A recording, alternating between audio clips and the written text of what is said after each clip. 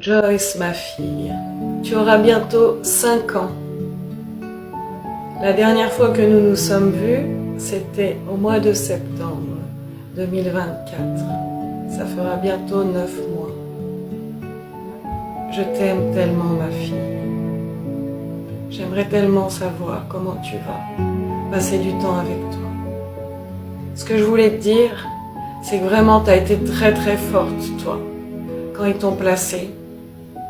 Quand tu as compris que c'était les dames qui décidaient, tu leur as mis des coups de pied. Et moi, j'étais trop sage, j'étais trop obéissante avec eux. Et toi, tu as été forte, ma fille, tu n'avais que 2 ans et demi. Et tu as montré que c'était interdit ce qu'ils faisaient.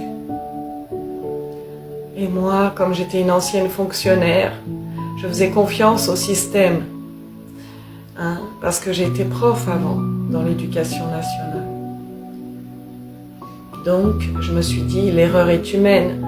Je me suis dit que vous alliez revenir, qu'il s'était trompé et qu'on allait pouvoir le vérifier. Bien sûr.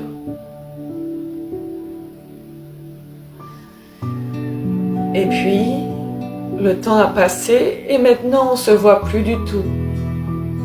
Toi et moi, Joyce, et Marlo non plus, je ne le vois plus. Depuis 3 mois, je ne vois plus ton frère Marlo. Il vient d'avoir 10 ans. Il vient d'avoir 10 ans. Les enfants, il faut garder le courage. Je sais que, sans doute pour Joyce,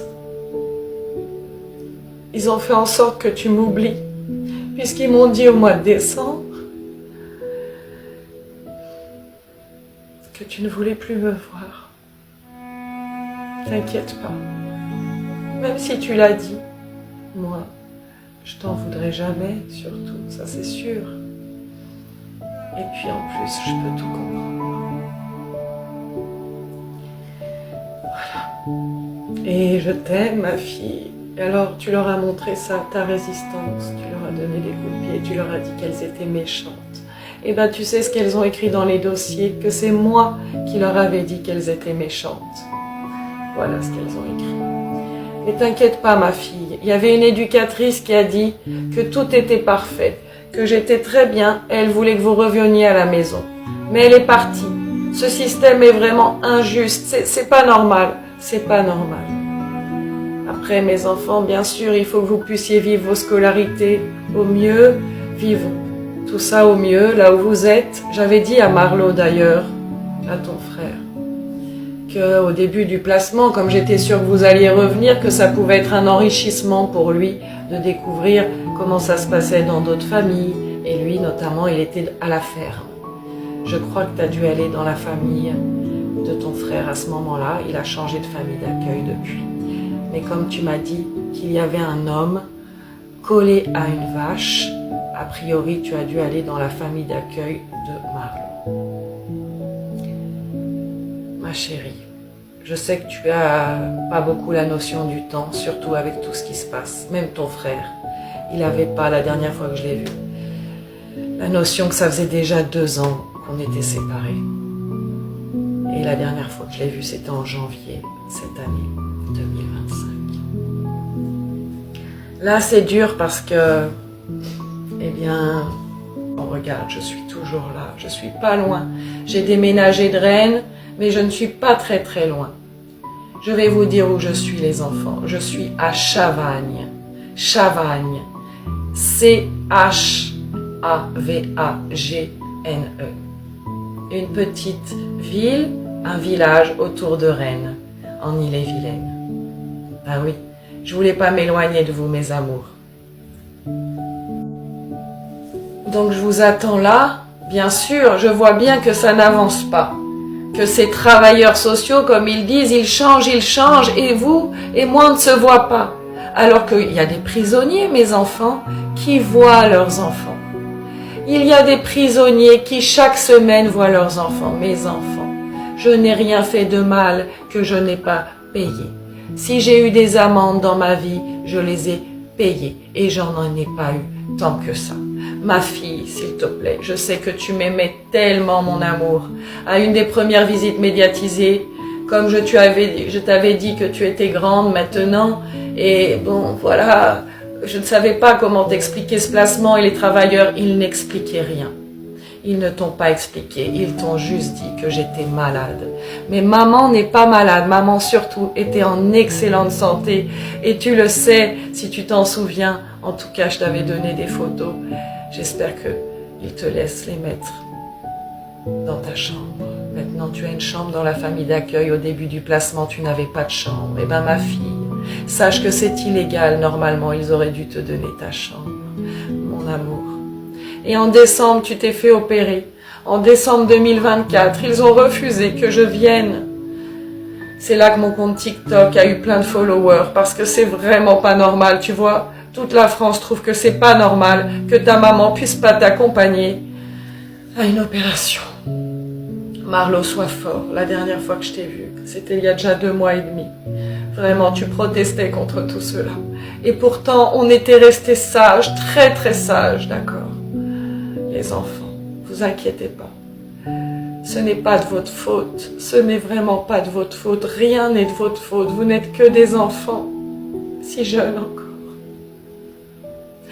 Et moi non plus, c'est pas de ma faute, je vous assure. C'est tellement injuste. Tu sais, maman, elle a toujours travaillé. C'est moi, maman. Maman, elle a toujours travaillé. Elle a travaillé depuis ses 14 ans. C'est très jeune. Je travaillais pendant les vacances, j'ai étudié, j'ai tout fait pour le jour où je serai maman.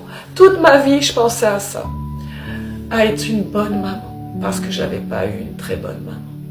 Mais je savais ce que c'était être une bonne maman parce que ma grand-mère, elle m'avait montré ce que c'était. Alors je voulais ça pour mes futurs enfants. Et mes futurs enfants, c'était vous, Joyce et Marlo. De beaux bébés magnifiques. Tous les jours de la grossesse, je pensais à vous, à votre développement et au contact aussi avec votre père. J'ai fait tout ce qu'il fallait, vous savez, le contact pour le père. Mais le père, ça n'a pas été possible. Je pense que Marlo, tu as compris que j'ai laissé toute la place nécessaire au père, mais que ce n'était pas de ma faute, tout ça.